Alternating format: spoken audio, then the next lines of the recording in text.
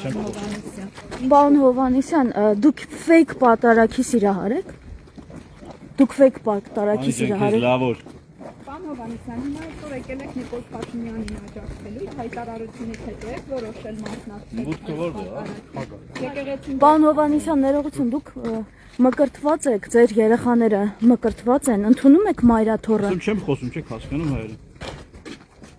Չեմ մեկնաբանում, չեք հասկանում հայերը։ Դուք մեկնաբանության խնդիր երբևէ չեք ունեցել։ Գոնե գրառումների Հիմա մակարդակով հիմա հնարավորություն ունեք, այսպես ուղիղ եթերում։ Հիմա ունեմ, չեմ խոսում։ Հաջողություն։ Պարոն Դες Հովհաննիսյան, լավ որ։ շարունակում եք մասնակցել կրթվելը նորաձև է արշավին։ Ասում եմ չեմ խոսում։ Հաջողություն։ Աննա Հակոբյանը on-line է, դասընթացները ձեզ հետ անցկացնում։ Այո։ Ինչ կարճ ժպտալու։ Ինչն էր այստեղ այդքան ծիծաղելի։ Երբ որ եկել եք կարգալույց եղած Դուք մոռացել եք, որ ձեր բոլոր դասերը վաղուց սովորած են։ Հաջողություն։ Հարությունը ձեր դասերն է սովորել։